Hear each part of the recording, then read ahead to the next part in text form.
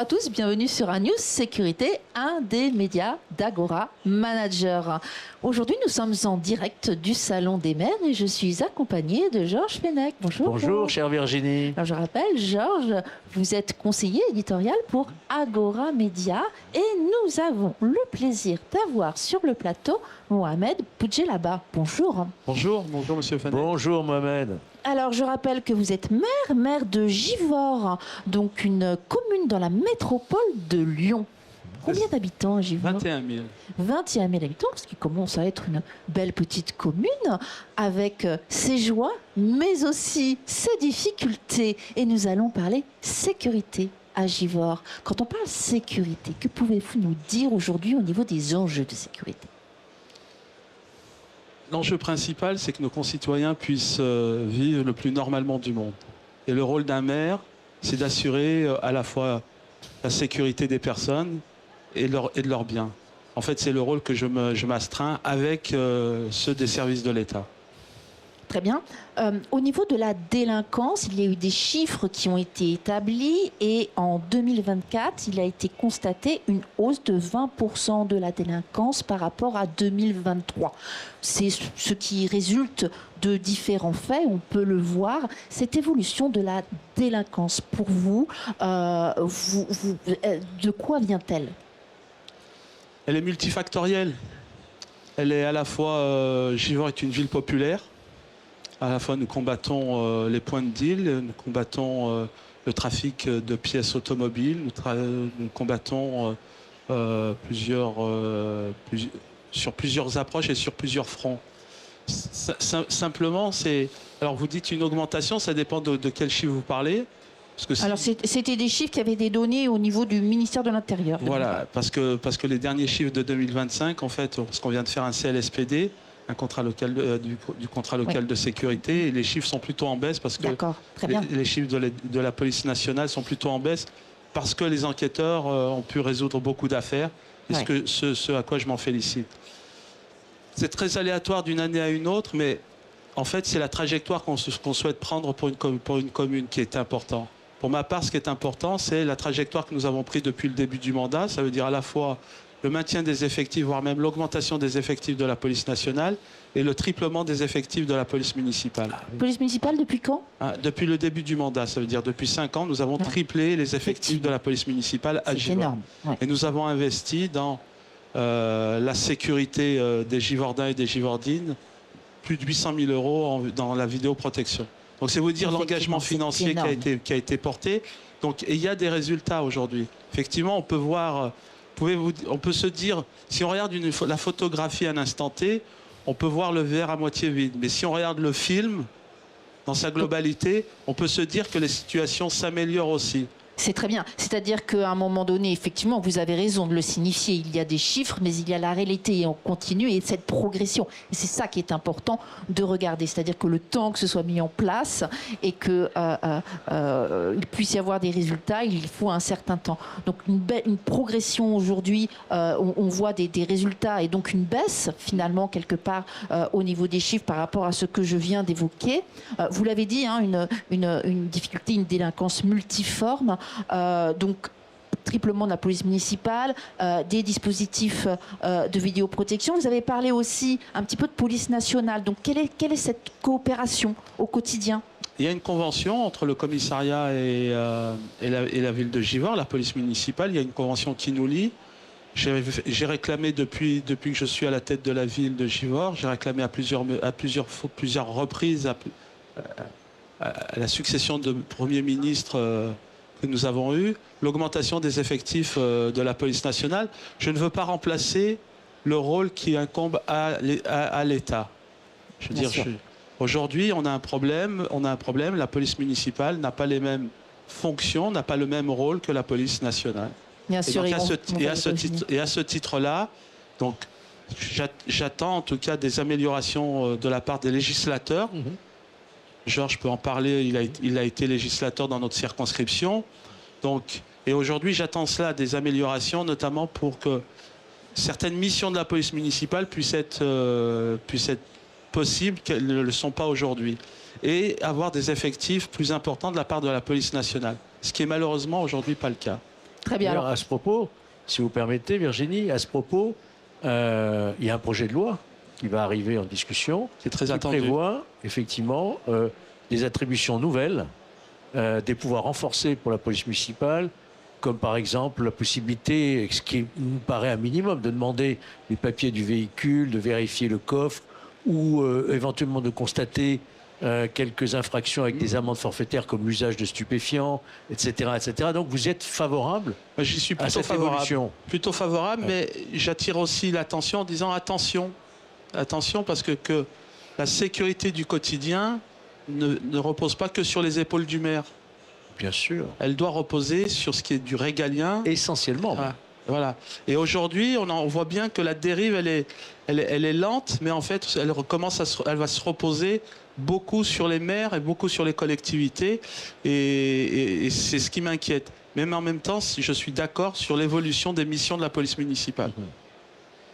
C'est-à-dire qu'il faut trouver l'équilibre. Hein. C'est ça. L'équilibre entre une police municipale qui a un rôle précis, qui est la police du maire, de la tranquillité, essentiellement, et puis la police régalienne. Oui, la police du quotidien, la police... Vous savez, j'ai un service qui s'appelle prévention, médiation, sécurité. Le mot sécurité vient en dernier. Pas pour rien, c'est pour dire, c'est d'abord, on a une police qui fait de la prévention, on a une police qui fait de la médiation avec nos concitoyens, et on a une police qui fait de la sécurité du quotidien.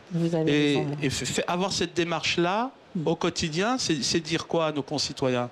C'est dire que dans la majeure partie du temps, il ne se passe rien, ou en tout cas pas grand-chose. Ensuite, il y a des phénomènes où il y a des phénomènes effectivement d'insécurité sur lesquels il faut agir, il faut être présent. Et là, pour le coup, on est présent. Donc, faire de la médiation, ou de la prévention, c'est d'aller devant sur le terrain. C'est d'aller devant une école et dire à une mère de famille qui stationne devant un passage clouté parce qu'elle veut mettre son enfant à l'école, de dire d'aller se garer sur une place, sur une place de stationnement et non pas devant l'école et non pas rentrer dans une école. C'est faire de la prévention. Bien sûr. On a parlé coopération entre la police nationale, la police municipale. Au niveau des bailleurs sociaux, est-ce qu'il y a une coopération? Comment vous travaillez avec eux?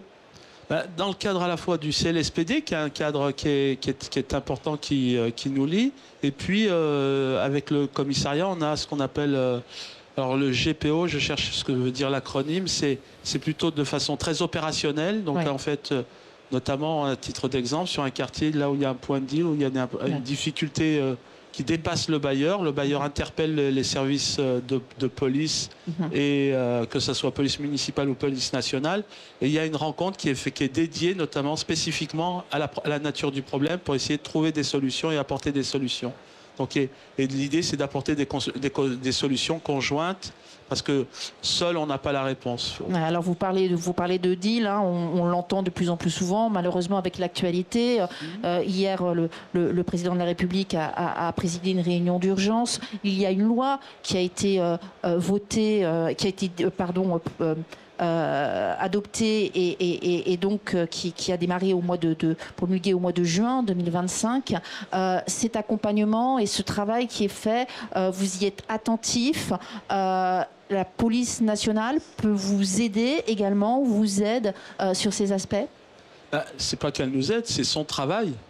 C'est pas à moi de démanteler les points de deal. C'est le travail de la police nationale. Donc c'est à l'État de faire ce travail-là. Alors après, comment on le fait? Aujourd'hui, on y participe, nous, à notre manière, mais c'est pas un policier municipal qui va arrêter un point de deal. Par contre, on est acteur de la situation. On essaye d'accompagner au mieux la police nationale, mais c'est les enquêteurs de faire ce travail-là. C'est à l'État de faire ce travail. Et aujourd'hui, malheureusement, ce qu'on peut constater, même si des choses s'améliorent dans ma ville, mais on écope à la petite cuillère. La réalité, elle est bien plus compliquée que ce qui ne paraît. Et quand on arrête un point de deal à un endroit, on sait qu'il se recrée dans la semaine à côté ou ailleurs. Et c'est une vraie difficulté. C'est important d'avoir aujourd'hui ici Mohamed Boudjelama, parce que il est le maire d'une ville, Givors, 21 000 habitants maintenant, qui s'est construit avec des vagues successives d'immigration. Il y a eu les immigrations venant d'Italie, du Portugal, de l'Espagne, Pologne, du Maghreb, d'Algérie, de la Tunisie, du Maroc.